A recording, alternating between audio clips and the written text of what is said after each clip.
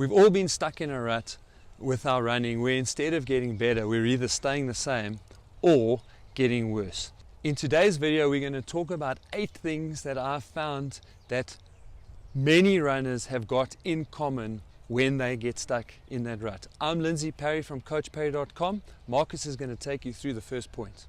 Right, now let's jump into the first thing, and that is that a lot of runners do all their training runs at the same pace. That's a big mistake.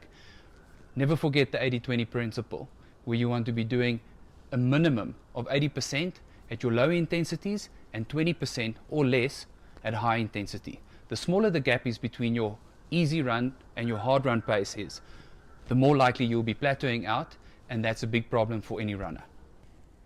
Another problem that we find is when you do all your runs at the same paces, is that you tend to push your pace every run you do because everything is the same pace and you're trying to get faster and faster. What does that mean? You don't do your easy runs as easy as you should, which means you'll never be able to do your quality runs as hard as you can. Thanks, Markus. So another reason we do see people not necessarily running faster or your performance not really improving is actually running your easy runs too fast or too hard. Now, what do we mean by that? The idea or the reason why we suggest not running too hard for those easy runs is by running too hard, your eccentric loading on your muscles is causing a lot of damage, and that damage takes a lot longer to recover. And if you need to extend your recovery time, it obviously then affects the quality of your running session the next day. So it is absolutely key that we try and make sure we step it back a little bit, run nice and easy, that we're still getting the same physiological benefit, but making sure that we do recover quicker and it's not as taxing on the body, and we can then get a better session the following day and a little bit more consistency in our training as well.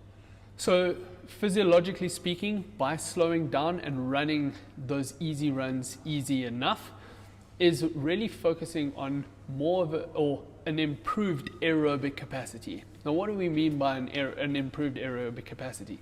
I've already touched on the idea that it does improve your recovery, but it also does improve your running economy. So it allows you to metabolize fuel better.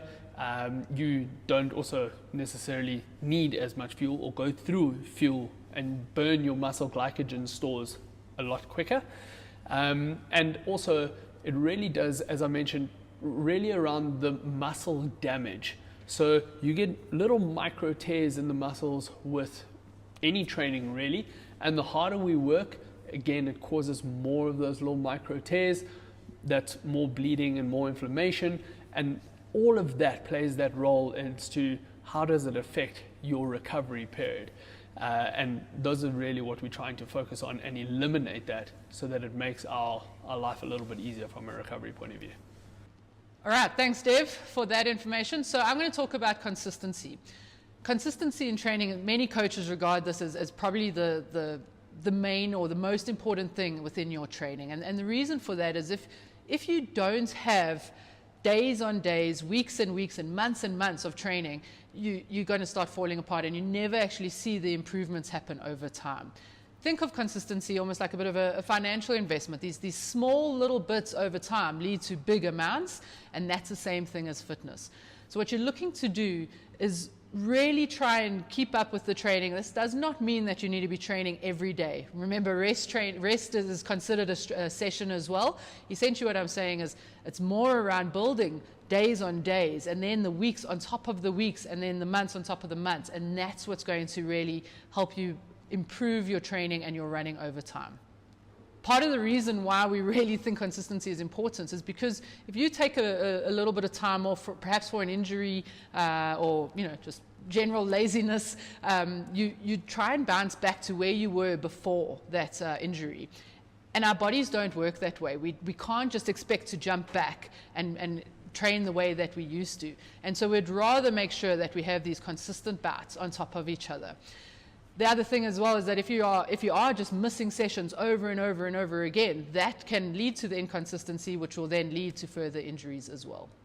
Great, let's head over to Markus, and he's going to be talking about how much you are training. An example I like to use when it comes to this is, the more frequently you run, the better developed your aerobic pace will become. And that means your running pace will increase, and that's very important. There's a fine line between training enough or doing too much. Let's head over to Dev that'll dive into more detail on this topic. So Markus has just discussed not doing enough volume in our training. The flip side to that, however, is doing too much volume. Now, why is that a problem, and why would that affect our performance? Doing too much volume means we really, and a lot of people fall into this trap, but we really then find ourselves being tired all the time. And that's something we really want to try and get away from. A common mistake I find is we think that we are getting better or we're improving our conditioning in every training session we do. Actually, it is about the recovery that's where the adaptation takes place. So you will probably find you're actually better off cutting down one or two of those runs, and that's hugely why we don't recommend running every day. It's cutting back and focusing more on those recovery periods that's going to allow your body to adapt to the previous training session. Your body starts to think, gee, I don't want to go through that again, and gets a little bit stronger and adapts a little bit better to that. And that's where that adaptation and that growth builds. We'll often refer to the only training session you really get the most benefit from is from the training session that you've actually recovered the best from. If you need help with getting the volume right, you can check out the Coach Parry Training Club and get a structured training plan. Just click on the link on screen now. One of the big factors that trips people up and gets them stuck in a rut is nutrition. And that is partly linked to the fact that many people do exercise because they also have a weight loss goal in mind. So there's a couple of factors that I'm going to go through today around nutrition, but it's crucial to understand that if you don't put enough fuel in the tank, or if you're putting the wrong fuel in the tank, you're going to compromise your recovery, and you're going to compromise the amount of energy that is available for you to do the work that you want to do, as well as for your body to do the repair that it needs to do to keep you training hard so that you can ultimately achieve your goal. So the first step is to make sure that you are eating good quality nutrition. That doesn't mean buying the best type of supplements. That's not what I'm here to sell today.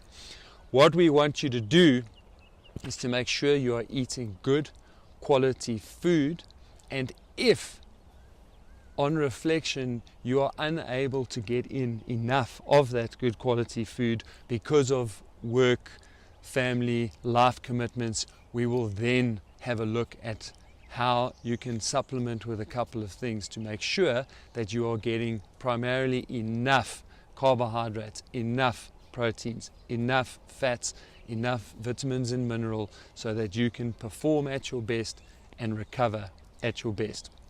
The second part, which is really important in terms of nutrition and strongly linked to recovery, is timing of nutrition in relation to exercise. Now, this is one of the most important aspects on two fronts. Number one, when we are doing higher intensity exercise, muscle glycogen stores are really important. So if you have allowed your muscle glycogen stores to become depleted, you are going to struggle on high intensity workouts. You are going to feel leaden, your legs are going to feel tired. The most critical period for reloading muscle glycogen is within the first 15 minutes of exercise. Every 15 minutes thereafter, your ability to absorb, your muscle's ability to absorb muscle glycogen decreases by 50%. So that if you allow an hour to pass between exercise and your first feed, you've literally allowed the window to close. And from there on in, muscle glycogen reloading happens extremely slowly. At the same time, protein feed is also critical. Your body will use protein throughout the day, so if you miss the window, it's not as important. However, why it's important to take in a little bit of protein after exercise with your carbohydrate feed is twofold. Number one, with a little bit of protein, we increase the body's ability to absorb that carbohydrate. And number two, during exercise, and this process gets more and more aggressive as we age, during exercise, the body actually breaks down muscle protein. The body is catabolic. And the sooner we take in a protein feed after exercise, the sooner we shut down the catabolic, the breakdown process, and we start the resynthesis or anabolic process. So remember, the quality of what you put in, making sure you're putting in enough of it, and when you put it in are critical to getting you out of the rut that you're currently in. All right, another reason why you might be finding that your running is just slowing down, or that you find that you're not running fast enough, is that you just actually don't have the physical strength to sustain the running. So strength training becomes absolutely vital. When we're running, we're recruiting, when we're doing any exercise, but running in particular as well, we are recruiting muscle fibers that need to contract. And if you don't have that ability to do that enough, you are not going to be getting any faster. Strength training has been shown to improve your running performance by up to 5%. So your running economy, how efficient you are in running, can improve by up to 5% just by doing strength training. You really want to be adding this into your program and your schedule, because you're pretty much improving your running by not running and just adding in strength training.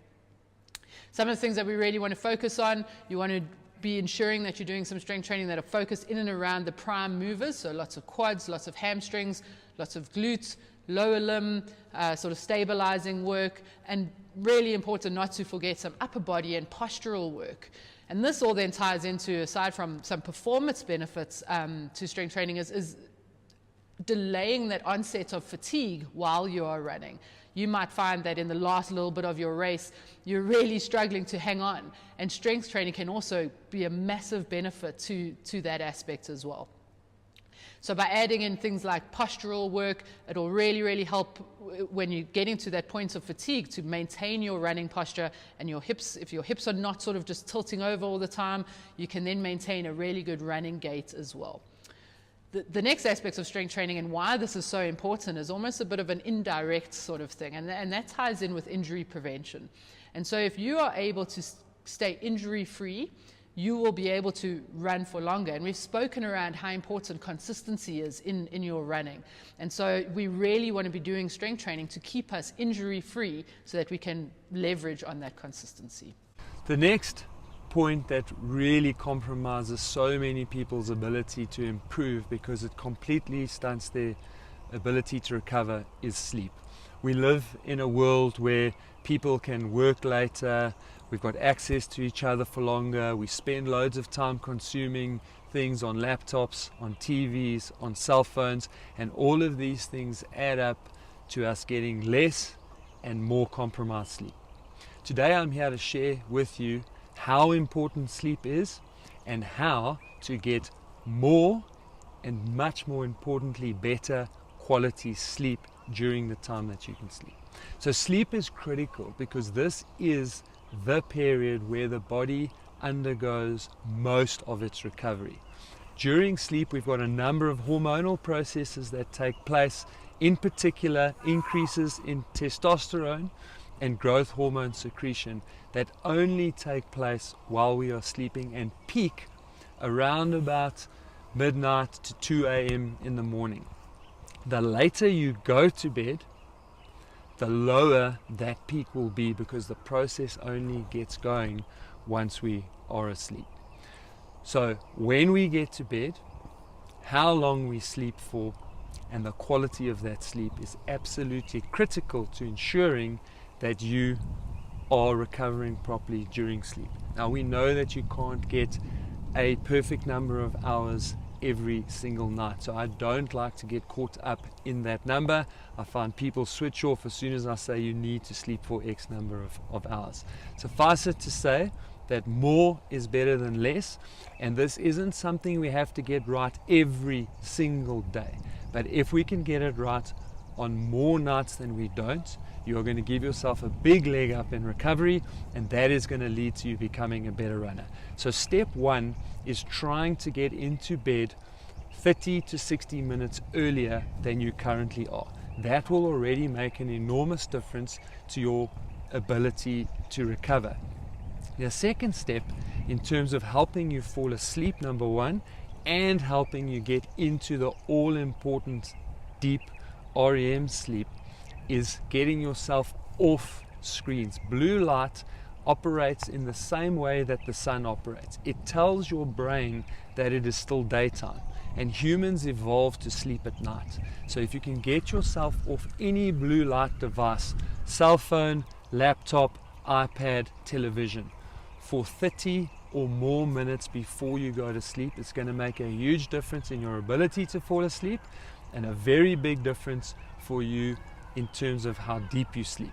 And the final step is to do what we call sleep hygiene. How clean is your sleeping environment? And by that I mean, how dark is it and how cool is it?